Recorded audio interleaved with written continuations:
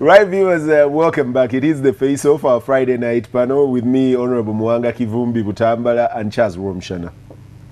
Around Kampala, not even in Rukunjiri. I'll read 2 messages. One of them was actually making me laugh. This fellow tells Mwanga Kivumbi that with the notion that Echebe Ichibera Chabe Muganda Takola was security, how did Honorable Mwanga expect generals in this region?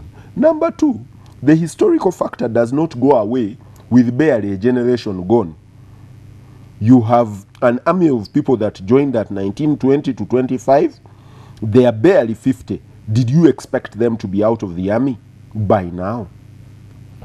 Will you just briefly answer that? But as my producer prepares for the next subject, I'll have very briefly. Incidentally, those who are saying Echebe Ichibachabe Muganda Takola was security, they don't even know the history of Buganda. Names like Chivoka, Omumbale, Chiwanuka, Muwanga, in our history. Let's go to 99. Let's go to 99. Let's go to 99. How many Baganda sit on the 99? For warriors. Okay, for warriors. And for even sake, when the war was fought in Ruwero, okay, and executed in Ruwero, I happened to have been a young man in Ruwero, Triangle. The bulk of the army were from Buganda. Are you sure? And I can tell you something, if you can accommodate it. Go and study how many top officers died between Katonga and when they captured Kampala. Right, viewers. But I'll stop it there. I'm going to end it there. For you to know. And I will end that as well. For you to know. Something one line. Who died between Katonga and when they captured Kampala? You know Abawejere? Yes. Those are the peasants who were the Foronasa in 1970 something. They were led by Abbas Kiwazu. Abawejere. Now, they formed the Abawejere movement. It sits at this Katkati. The children of the Abawejere. Yeah. So they are taking the military and they are taking the economy. Actually, what you should do, should concern you most, is how they are dominating you economically. Right, viewers, of course we will be able to discuss. Some of those subjects never quite go away. They are subjects that will keep coming back, and until those that are responsible rationally deal with the issue, it will always come into the face. I know that the issue of the racial segregation in America keeps coming back every time there is an abuse, and people feel equity hasn't been done. Possibly that's what we are dealing with in Uganda. Very quick questions on opinions on a peace agreement or the absence of that in South Sudan. I'll have a chronology of issues, very interesting about Africans and our mindset. Until you go to America and you get an order from the Secretary of State in America, you are unable as a group to sit at a table and agree. Can a peace deal that has been commandeered millions of miles away be able to hold? Can I have the pictures?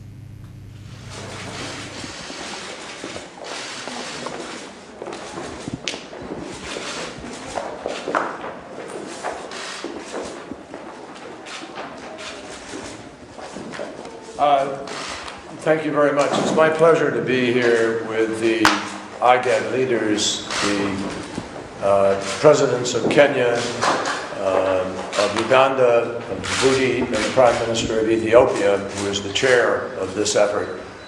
And we've just met with respect to the situation in South Sudan. And there is a unanimous agreement that this war must end and must end now. These leaders will go back to their region and meet in Addis Ababa very, very soon, where they will decide on specific actions that they are prepared to take in unanimous fashion with their countries in an effort to guarantee that the war comes to an end. They are prepared to issue a final ultimatum to the parties to come to the table. And in addition to that, the United Nations Security Council will be visiting the entire Security Council next week to make it clear there is no other alternative except to proceed with the plan of these leaders that they have put on the table. The United States is fully supportive of that effort. and we will do everything in our power to make a difference. There's a threat of starvation for 50,000 children. There's the continued threat to life. There is a tribal series of attacks on both sides taking place that is simply unacceptable. And I want to thank the leaders for their leadership. We applaud their initiative to find an African solution and to take the leadership. And we're particularly encouraged by that. Thank you. Can I have as well the leaders of South Sudan, the president, and his Another president. contemporary? No, one isn't the president. Dr. Riek Machar and Salva Kiir, after the signing, I need their words and then we will discuss it. The best thing which we have done today is that we have ended this black page of our history. And if we continue to work according to what we have signed, yes, this bleeding will stop. Nobody will again open fire on another person. By me signing today this agreement, I'm sending the signal that this conflict must be ended peacefully. I hope the other side will also be serious on this matter. Right, gentlemen, I love the last bit of that. One says, we have ended the black period. The other one says, I hope the other side is serious. That one is signing with a pen and holding a gun at the back.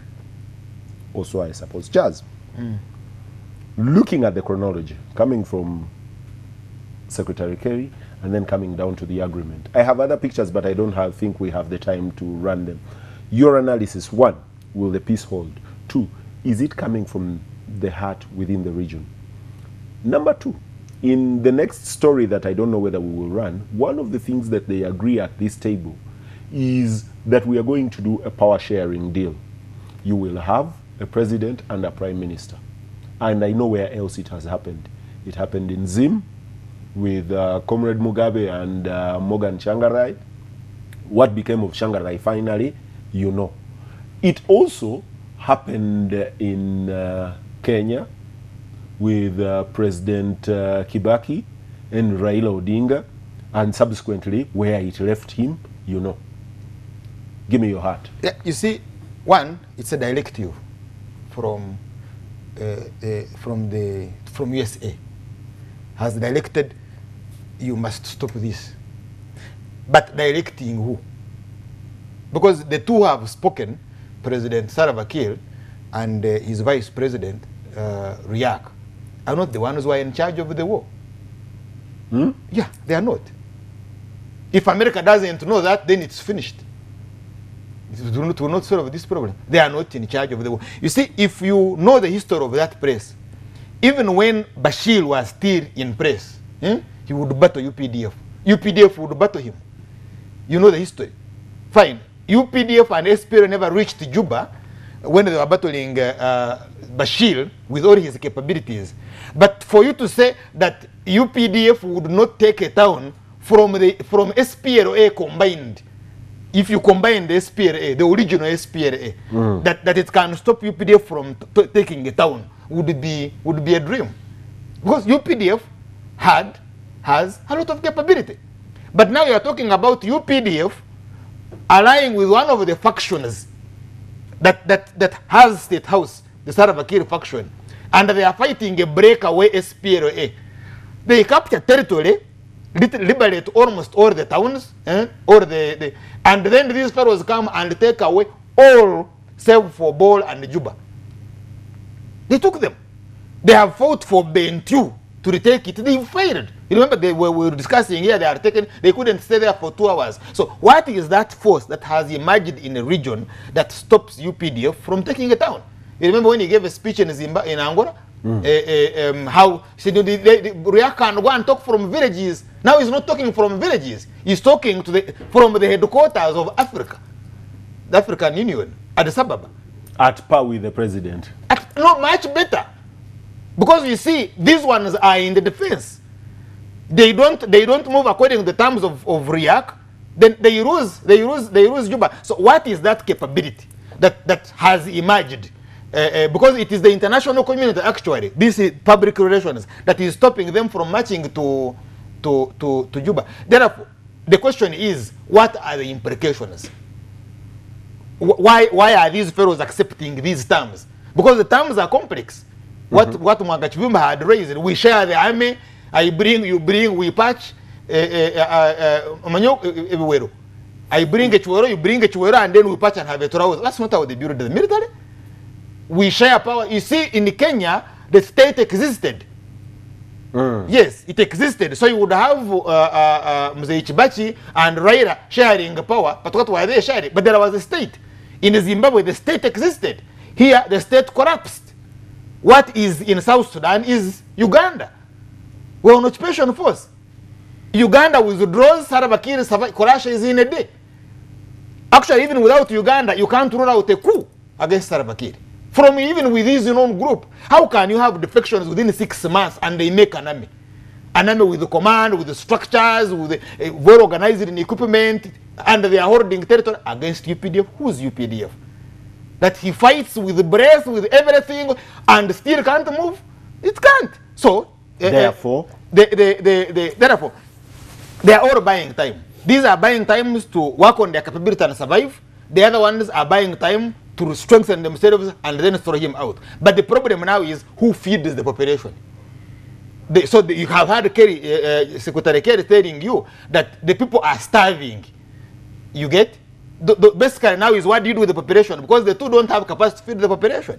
And so there are international dynamics that are saying, look, hold your ground and then see what we can do to solve this problem politically. And it is very, very difficult to solve because of the exterior interests. So we have got Uganda's interests, we have got other countries, other states' interests, and USA is not being decisive. They have never moved on. Have you ever heard them condemn rebels? No, they haven't condemned them. They have never, yes. And it's the only rebel group I know of that has not been condemned by the West, and including America. Honorable Mwanga Kivumbi, you sit on the Committee of Defense and Internal Affairs in the Ugandan Parliament. And you've been taken through the story of how we got to Sudan and how the need to rescue and all this. Do you think that finally we are arriving at a solution as a region to a problem in South Sudan, and therefore our boys can soon retreat and come home? For the sake of viewers, one, who have been twice taken through a closed session on Sudan. Charles, the framers of the Constitution, once they do that, I cannot come here and go into operational issues. Then Madame Kadaga will definitely crack the whip. Crack the whip. So what are you situating? Your life or the stomach? No. So I will not go into operational issues. But however, there are broader issues is raising. So you mean Parliament of Uganda keeps information from the population? No. Understand where I Procedure, Charles, yes. Yes, understand where I come from. But then we go into the real issues. There are 5 or 6 fundamental factors at play in South Sudan. And I don't see a conference. This conference was where? Which one? The first one? No. One US, another one is Addis Ababa. You had one in the US, then you had yes. finally in Addis. No. And by the way, this is the second one they are signing. Yes. In the first one, immediately after signing, Yes. Salva Kiir picked his plane, and when he got back to Juba, he said, they whipped me into signing. They almost arresting me. Hey, they said that if I don't sign, they will arrest me. So it fell apart. It fell apart. So you have the 5 or 6 factors at play. First of all, was that a conference of ethnic, of the Dinkas and the Merus? No. To agree? Was there a Dinka? Was that a convention of the contending tribes in Sudan? Possibly, no? No. For all intent and purposes, no. Okay? So that is one issue at play. That one did not represent the actual undercurrents on ground. Okay? Of nepotism and agreeing on all those things. Second, nothing was agreed in fundamental terms. The second factor at play, what Charles is trying to insinuate, is that the struggle between China and the West for oil, okay? Specifically, I'll be very specific, for oil in Sudan is at play. Have they agreed, the West and the Chinese, on how to steal Sudan from Sudan? My answer is definitely no. They will still fight for those strategic resources in South Sudan. The other factor at play in Sudan is corruption. Okay? Within SPLM. Both Salva Kiir and Riek Machar cannot agree on how to steal from the people of South Sudan. South Sudan. Definitely, that question is not addressed. The other complex issue, which Charles is talking about and insinuating, is regional politics. Have you seen Bashir there? If you want to go and if you want to be taken through the territory of Riek Machar, Ethiopia. Where do you land? Ethiopia and Kenya. You land in Khartoum and You then land in Khartoum and go down. and go down. Is Bashir there? Possibly he wasn't invited. Now, if you don't invite Bashir, and where do the equipments, the heavy equipment that Riek Machar is using come from? What is the route? Do they go through Uganda I'm supposing no. or through Kenya? Okay, they go through Khartoum. And I can tell you, you can go to Khartoum and you find a hotel and meet the high command of Riek Machar's forces. Have you been there? No, I'll tell you, I've not been there. The other closed meeting. But no, that's not the closed meeting. That's not in the closed meeting. It's not in the closed meeting. So I know I've recently done a leg into Khartoum once or twice and been at a fairly high-end hotel. I don't remember meeting them. But I have met them in Kampala. For propaganda, for propaganda, they will draw in Khartoum. But I don't want to think it is that very significant. So, if you have not clearly watched, followed, you can draw that conclusion. And I don't expect Charles not to be that keen. Another person I can take it. So there is that Khartoum factor, which is not being addressed fundamentally. Then you've got the Uganda factor, without a well-defined mission. Because the problem with Uganda is it's not China, it's not the West, it's not going for resources. No, we are. I'm telling you, you don't have capacity. Well, in the region, we are big boys now, No, let me tell you.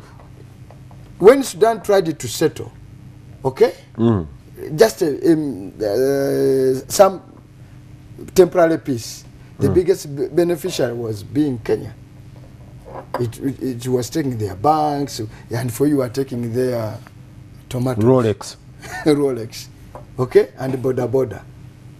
So the Uganda without a defined mission is also a problem. Okay, Charles is insinuating on it that can Uganda tolerate a reconfiguration of regional power with the seemingly neurotic group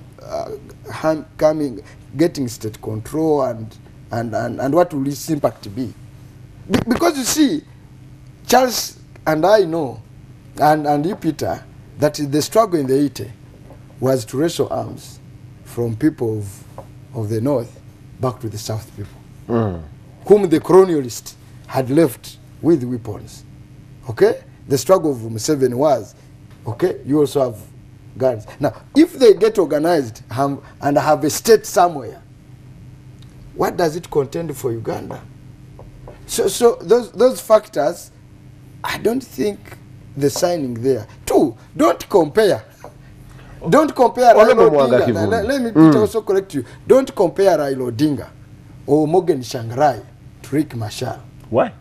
No, Raila Odinga was a politician on the street without ever command of Raila Odinga had his foot allegedly in the 1982 without coup. No, in Kenya I can tell you the security apparatus for all intent is still as it were at independence. The state exists. What he calls the state exists is that a combination of Chikuyu and Karanjin, okay, hold fort in what is called the state in Kenya. And it hasn't changed. That's why Uhuru can rig elections and walk away with it. There's nothing Raila can do. Well, the court absolved him. The court absolved him of the said rigging. The same exists in Zimbabwe. What the force that took power from Rhodesia, was it Rhodesia? From the colonialist. What he calls the state is Mugabe and his men are still holding the state. The state is under capture in both Kenya and those that are captured the state. And you're saying that does not exist now in Sudan. In Sudan, me and my friend here can agree that Riek Machar have split the state. Or what exists of the state? What they inherited. What they inherited. One has taken some Chiwero and another one has some part of it. And thereafter. But is Riek Machar in control of his force? Is Salva Kiir in control and of his force? That's the point. So neither of them are in charge. Viewers, we take a break, and when we return from the break, we will quickly do the closing shots of this. That's the point. That